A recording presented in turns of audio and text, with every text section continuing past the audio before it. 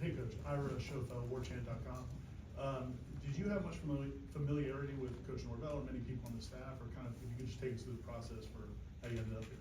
Yeah, you know, Coach, it's funny, as you grow in the profession, I think you're always just one or two guys away from Coach, and we had a lot of mutual ties, especially from my time at Arizona State. You know, worked with a lot of coaches that worked with him, and then I think I tried to hit him up one time when he was at Memphis about a position job or something like that. I think I was at San Diego State at the time, but you're always just a couple of degrees of separation from a coach, and I always watched his success in his career, and so when you know, this opportunity came, it came up so last minute and just out of the blue that you know, I thought it was an opportunity that I had to take. You know, that it was just you just couldn't pass it up. Brendan on your left. Hi, Tony. Brendan Sano with Knowles 24/7. Nice to meet you. Nice to meet you. You mentioned this being an opportunity that you couldn't pass up. I guess what specifically about this opportunity was so appealing? Yeah, I mean, again, you talk about Florida State. You talk about one of the true great historic football programs, and then obviously what just happened in a couple of years ago. Then giving themselves a chance to be in the mix for a national championship. You know, and so. Again, you take the area and the young men that you're able to recruit down here. I think, you know, some of the best football players in the country are from this area regionally, and then just the way coaches put stuff together down here. I think that this is truly a place. You know, I walked through the building, and me and T. Knight and Coach Coop were walking through, and I read off the ACC championships, and it was unbelievable. I mean, it was like 93, 4, 5, 6, 7, 8, 9, 10. I was just going off, and I'm like, that is truly something different, you know. And so just the ability to be down here, be able to recruit the talent we're recruiting down here, the way Coach Norvell has put together this staff, and the way he's been shown to do things, the success that Florida State has had in the past and just recently. I think this is a place that will do it all again. Chris. Hi, Coach. Chris Nee with Knowles 24/7 as well. How would you describe your defense and what you do to hamper the opponent? Yeah, I think the most important thing is always the players. You know, I think you can get kind of pigeonholed into saying I run this and I do this. And the great thing, you know, about the experience at Nebraska and under Coach Rule was we're always trying to figure out the way to incorporate all the personnel and all the talent that you had. You know, and so when I coming over here and looking at the roster, there's some really talented individuals here.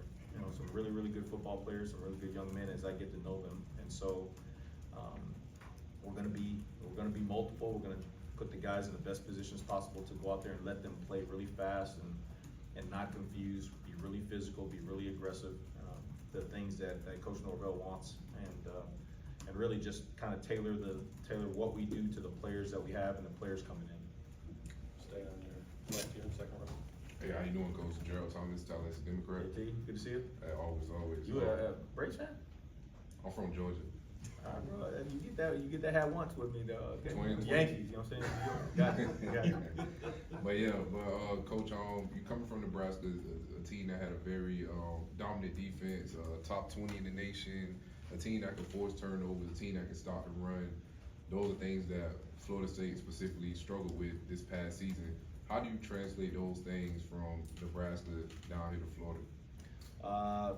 Great question. You know, no matter what scheme you run, truly believe in, number one, the process of which, right? The process of which you do things and the pathways you give to the guys to go do those things that you want to do. So we got to set a vision of what it's supposed to look like for the guys, right?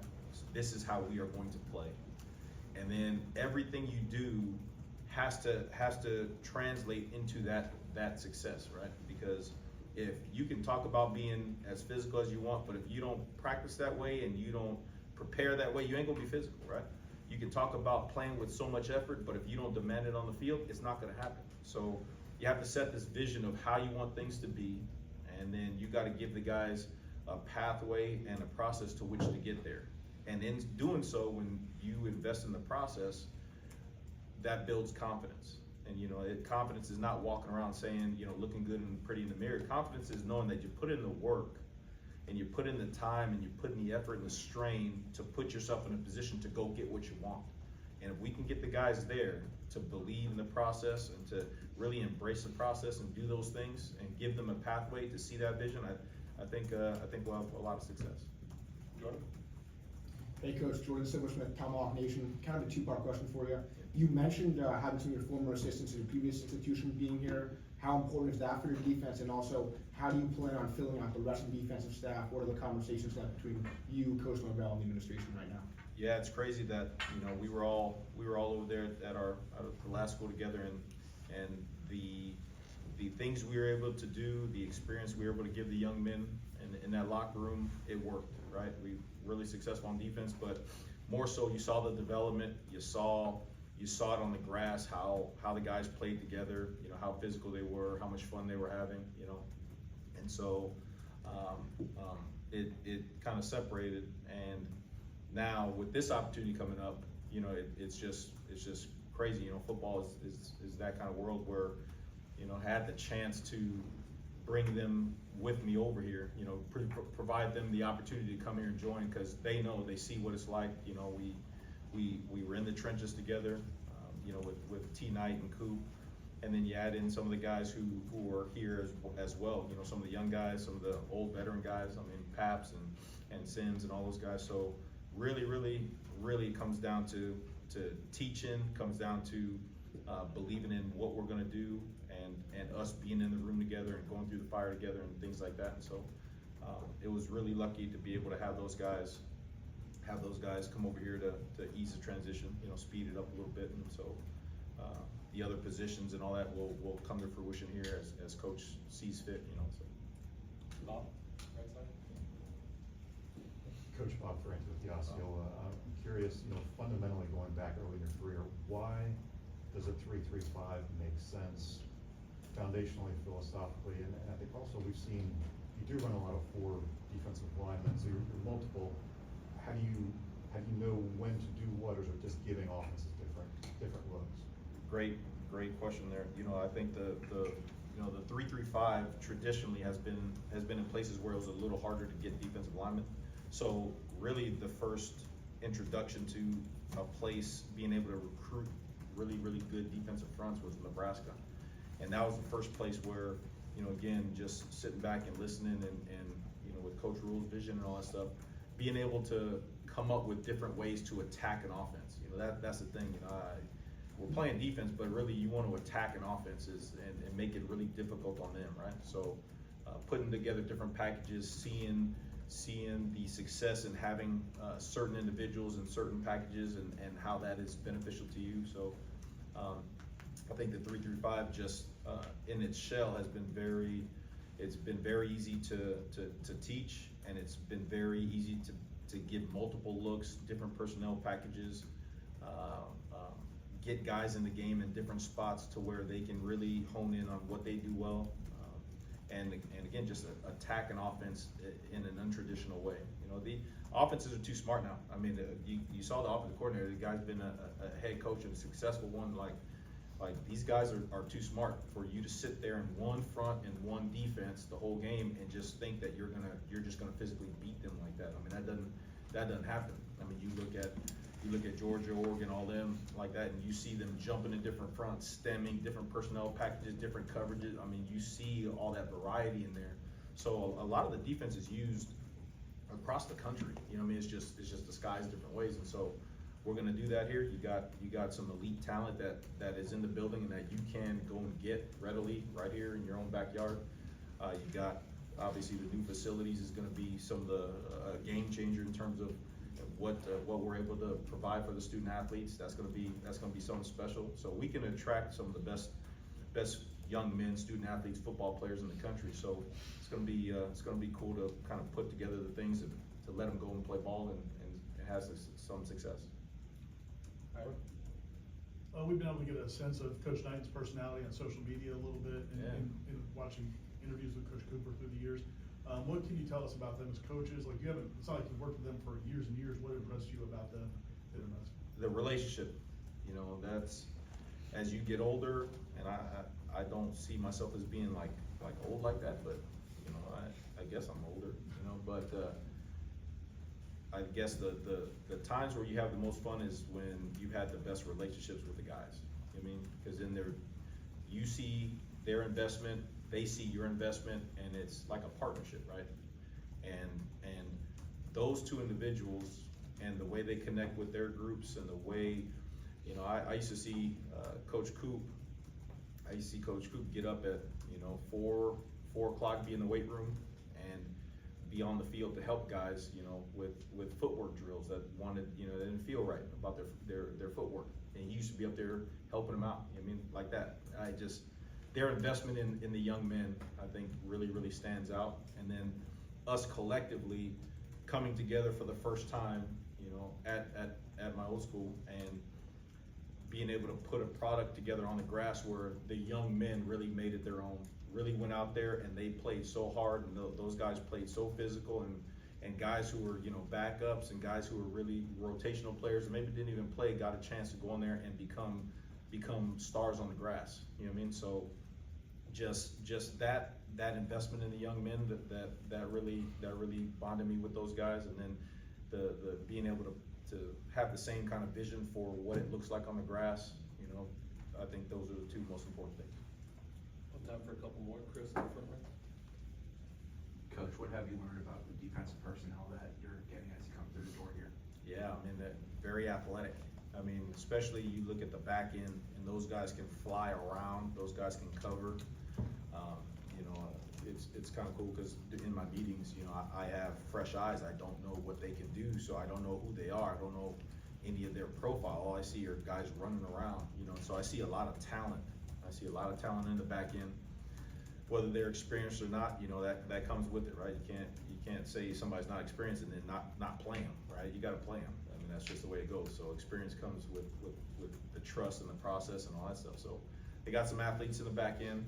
Up front again, I think we're going to be younger. I mean, it obviously hurts when you lose the Twin Towers in there. You know, I didn't realize how big of individuals they were. You know, you see them on the paper, all 6'6", whatever, and then you shake their hand, you're like, oh my Lord, like, this is ridiculous. You guys are playing with these guys? Like, you know what I mean? Like, this is ridiculous. But, you know, it hurts that, but it's really cool because this is their dream, right? To go to the NFL is what you play ball for and all that stuff. So it was good to see them fulfill that part of it. But up front, I think you're gonna be young, but again, extremely athletic. And at backer too, you're gonna have a chance to see some young guys and some guys really blossom into good college football players. So see a lot of potential back there. See a lot of athleticism. See a lot of guys who, same thing like Nebraska, a lot of guys who maybe played but not played a lot. You know, and it's going to be our job to make sure we provide them everything they need to go out there and play fast and physical. We'll do two more. Brendan? Looking at the Nebraska depth chart, there's a couple positions on traditional names, Jack and then Rover, I think. I guess what are those two roles in your defense? And I guess do you have like a prototypical player that you, or skill set that you look at for those roles? Yeah, the football part of it, we're still putting together because I want to see what is here and what the names are. You know, traditionally when we move places, we've had names for those safety spots. You know, the Jack used to just be an end, and then usually the Rover safety ended up being like it was the Aztec when we were at San Diego State. It was the Tillman when we were at Arizona State. You know, had these specialty names because that player was a little different. So have not dived in much to the football part of it because of the time, right? Getting all the coaches over here and then recruiting, right? And not only recruiting the guys, you know, the transfer portal guys and finishing up signing day, but your roster, right? Your roster right now is valuable. I mean, there are guys who are getting called on to go and get paid more money, So there's a lot going on recruiting wise that needs the attention first. And then once that slows down, then we'll concentrate on the football aspects and getting everybody together, getting those roles solidified with all the coaches and all that stuff. So We'll end it with Peter here. Coach Peter Harlan, Tallahassee Democrat. What are some things that you didn't know about Florida State before you came here that you didn't realize until you actually spoke to Mike Gravel once you learned more about the program?